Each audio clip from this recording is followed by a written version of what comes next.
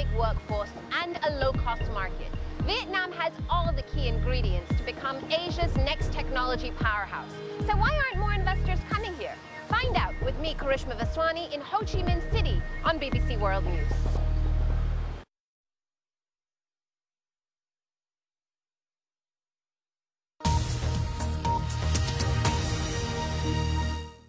Global business news from the boardroom or grassroots. Aaron Heslehurst cuts through the jargon with live reaction from Wall Street and Asia, studio interviews with top CEOs and the latest innovations in technology. Talking business on BBC World News.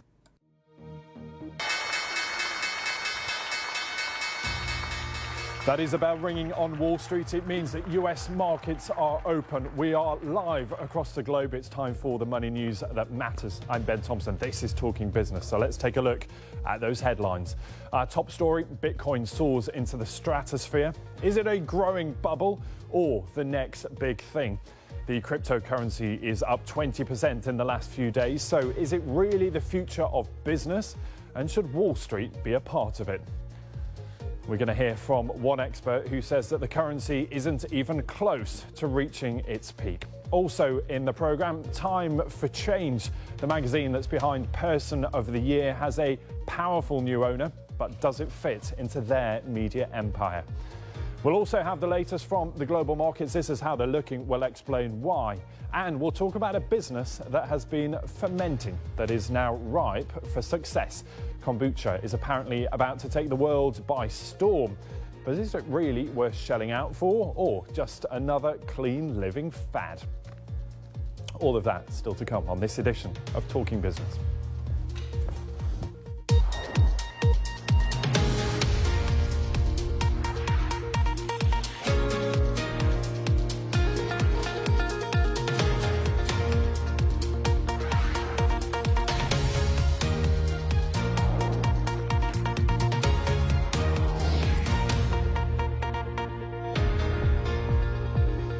Hello to you. Good morning, America. Good evening, Asia. Hello, world.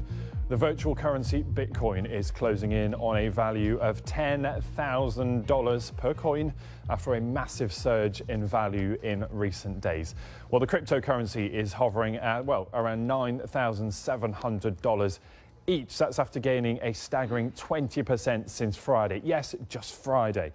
Well, as you can see, Bitcoin, which of course isn't backed by any government or central bank, has been on a pretty serious run. You can see that climb over the course of the last 12 months. Now, the currency created by a process called digital mining. Now, computers basically have to figure out incredibly difficult sums just to generate each coin. And as more coins are created, those sums become more and more complex.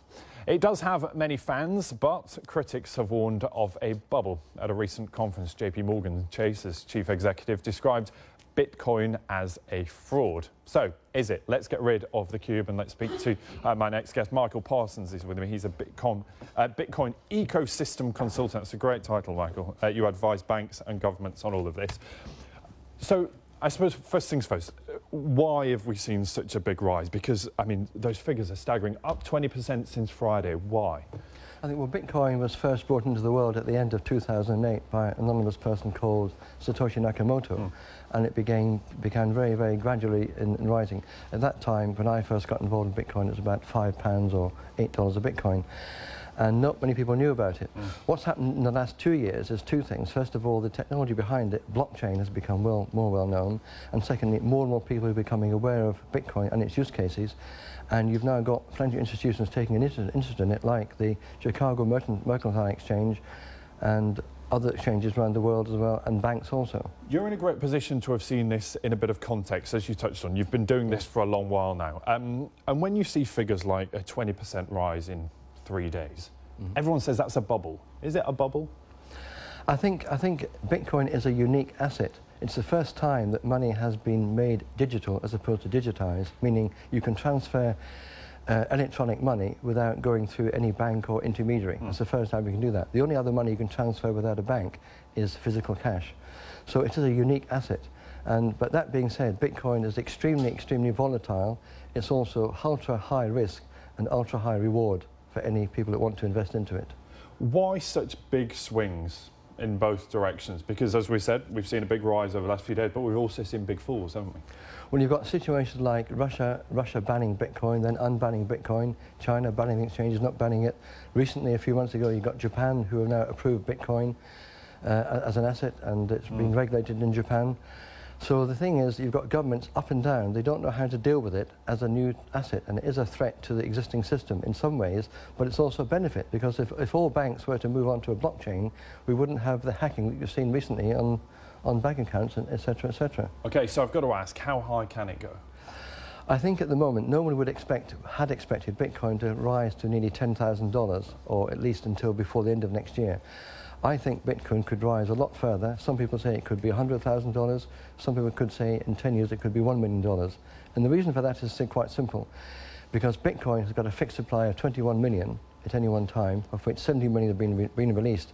It's a very scarce asset, like gold, and that's all there's going to be. And once the world gets used to the use of Bitcoin, which will duplicate or perhaps replicate part of the system, then there isn't enough Bitcoins to go around, so therefore the price of Bitcoin will rise potentially astronomically in the future.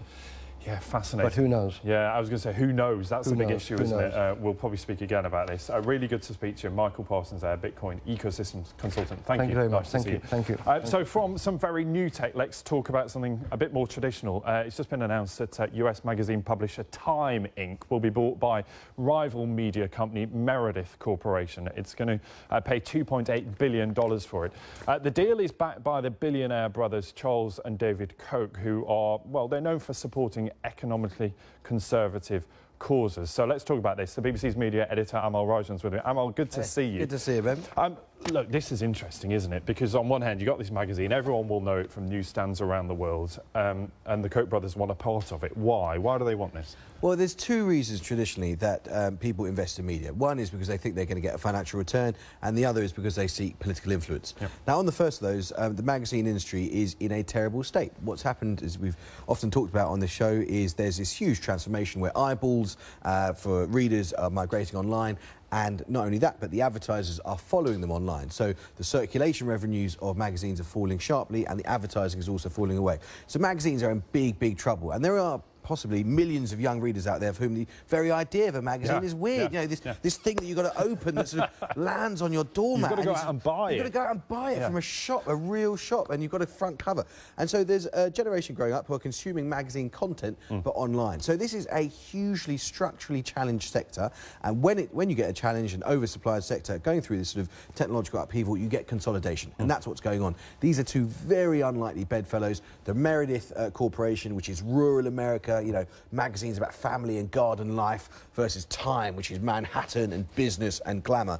And I think the Koch brothers presumably want a bit of political influence, but presumably they also think that they can make a financial return, because as an industry is sort of collapsing, there might be a bit of money to be made from basically efficiencies through cost savings. Yeah, and it's interesting because you say they're unlikely bedfellows, because you're not going to flog this sort of stuff in Walmart alongside the women's magazines and maybe the gardening and the TV guide. They are very, very different markets. That's it. And what you get with consolidation in any sector is an immediate look for savings, editorial savings in the case of magazines. It's going to be quite difficult to find journalists on Time magazine that do the same sort of thing as journalists on Homes and Gardens, or Family Life as it's called. So finding those savings, I mean, Meredith Corporation say they can find between 400 and 500 million of savings, so big, big, big money.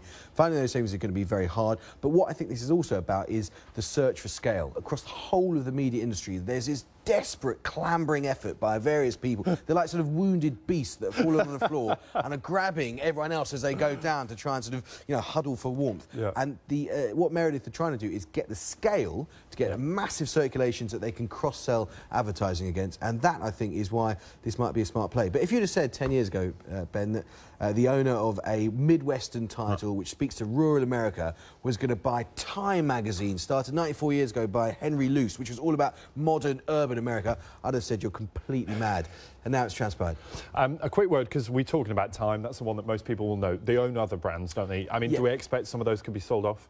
Well, Fortune and Sports Illustrated are the most famous ones. It's worth saying, of course, Meredith Corporation, the buyer in this case, doesn't just own magazines, it also owns local TV stations. I think it's very, very possible that as you see consolidation, some of these other storied magazine titles will, if not be sold off completely transform. And in the first instance, that means going online only. And I know, I used to run a newspaper called The Independent. The attraction of going online online only, which is what the Independent now is, the attraction of saving money on those printing costs, those distribution costs, and focusing that money on investing in actual journalism or trying to drive subscriptions is very, very tempting. So I think some of the other titles will go online before they shut completely. Yeah, really interesting. Amal, thanks for explaining all of that. I've got that image now of those wounded animals trying to find something to hang on to. Thanks so much, Amal Rajan there, our media editor. Come with me, though, because there's a ton of stories to run you through this morning on the programme. But we're going to start with these because, well, Italy, it's approved plans to introduce a 6% tax on online sales. This is an interesting one. It's a so-called web tax. Could raise an extra $136 million a year. That's from January of 2019. Now, under the proposal, a flat rate of tax will also apply to sales of digital services, and that includes the, well, pretty lucrative market for online advertising. Watch that space because other countries could follow suit. Also staying with tech, a court in Israel has blocked the ride-hailing app Uber from operating it in the country. A judge in Tel Aviv ruled that firm's drivers don't have proper insurance. Now, that follows a legal challenge, a familiar tale, isn't it, by a local taxi drivers union. And let's talk Nintendo, because shares in the tech firm have soared on hopes that its new Switch games console will sell pretty well over the holiday period. Nintendo shares were up 2.2% in after-hours trades. That's in Tokyo. Its Switch console sold out when it was first launched earlier this year.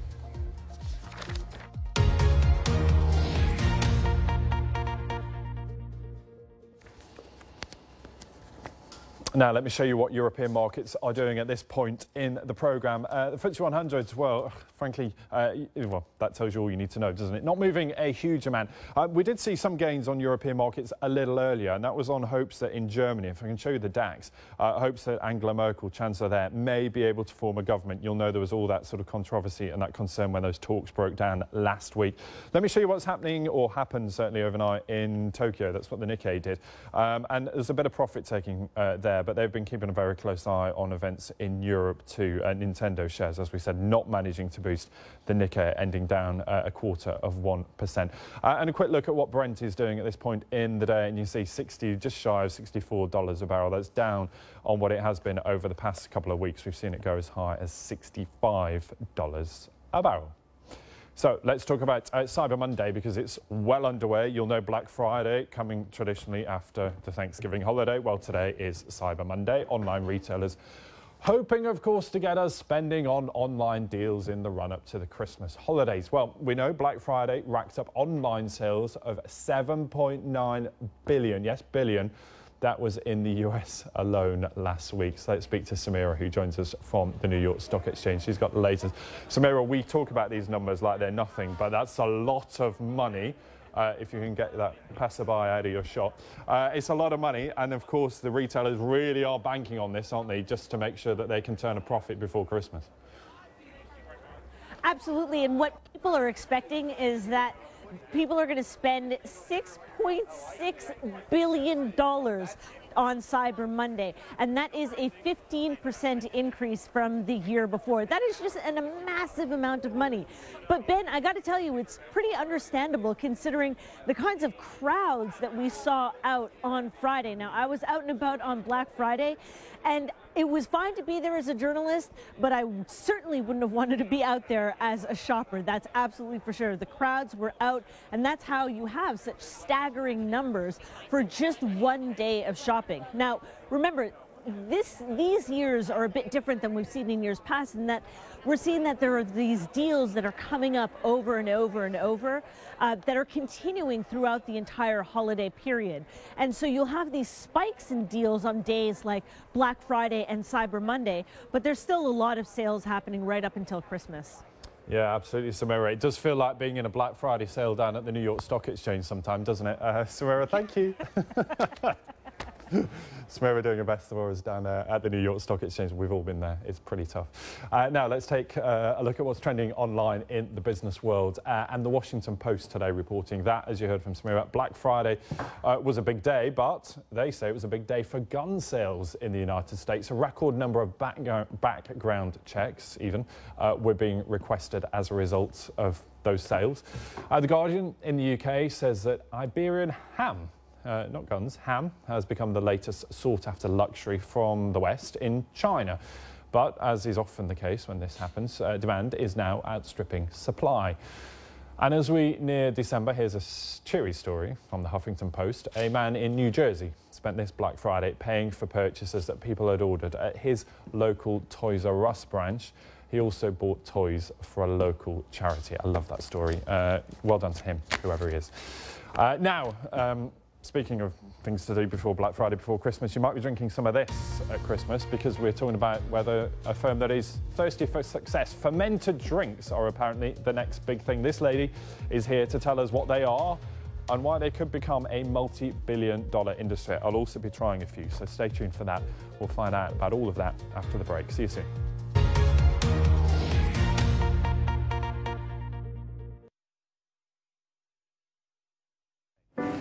Britain is leaving the European Union. Talks are underway, but what will Brexit mean for the rest of the world?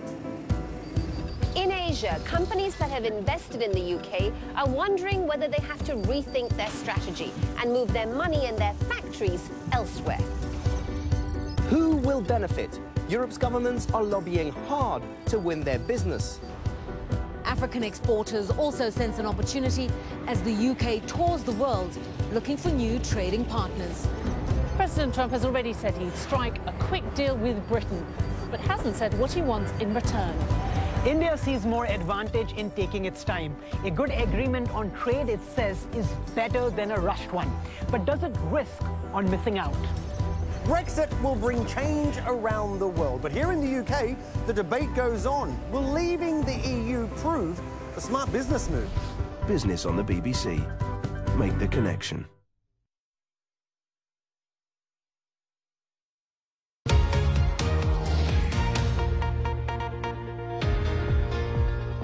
Welcome back. You're watching Talking Business. I'm Ben Thompson. Our top story today, the virtual currency Bitcoin is closing in on a value of $10,000. It's up 20% in just 3 days. Each Bitcoin now worth around, $1,000 at the start of the year, now valued at just close to 10,000, 9,700 for each Bitcoin. Now, rapid population growth around the world has resulted in a sprawling concrete jungle where many residents often feel increasingly isolated. Singapore, though, is fighting back. It's now launched a bid to merge community spirit with modern high-rise living. How does it work? Take a look. With all the community spirit and gotong royong coming together. So these are interpreted into modern housing forms.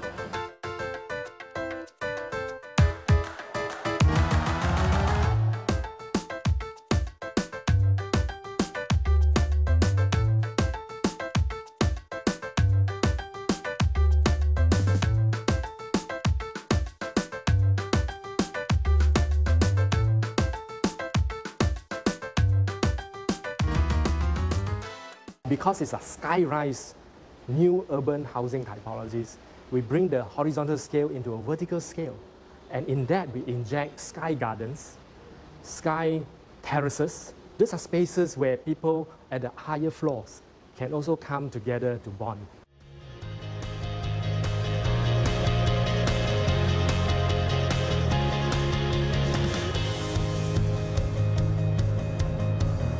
So you'll notice that there are some very, very old trees, 40, 50 years old.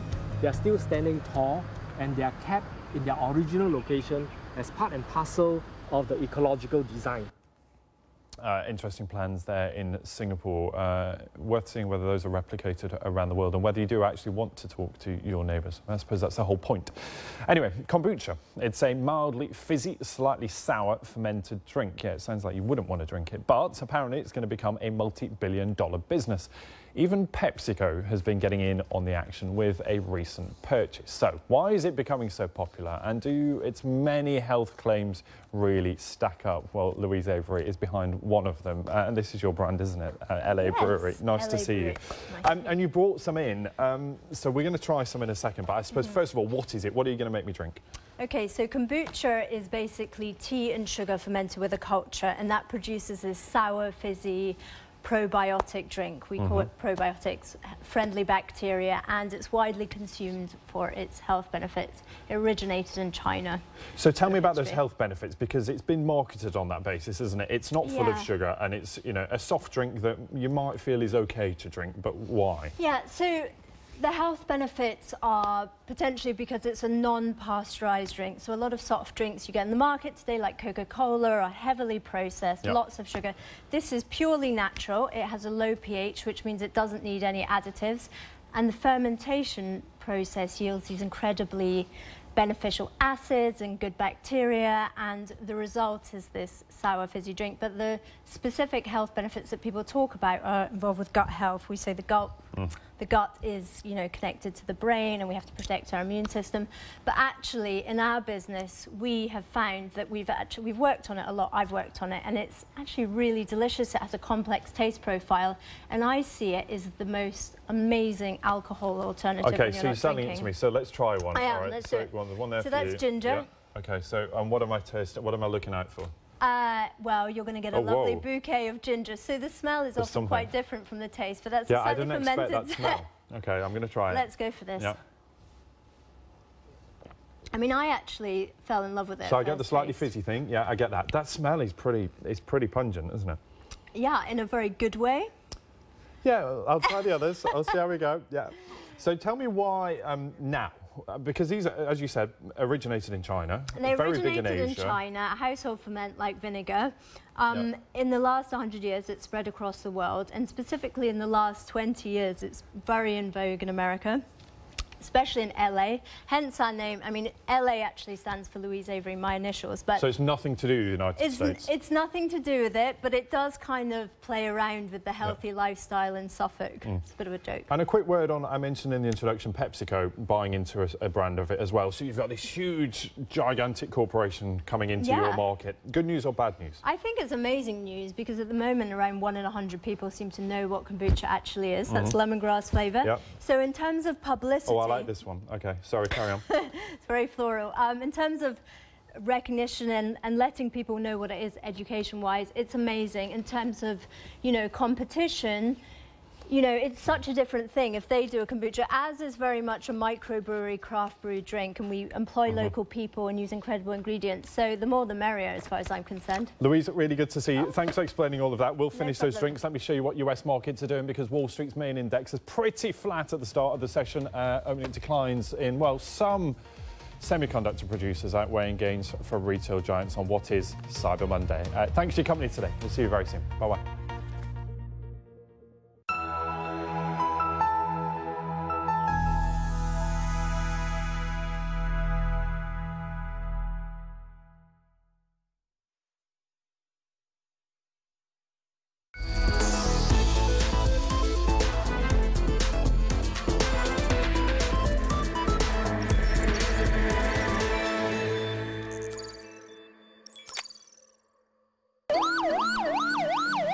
Most living in a modern metropolis, calling an ambulance involves dialing a single short code.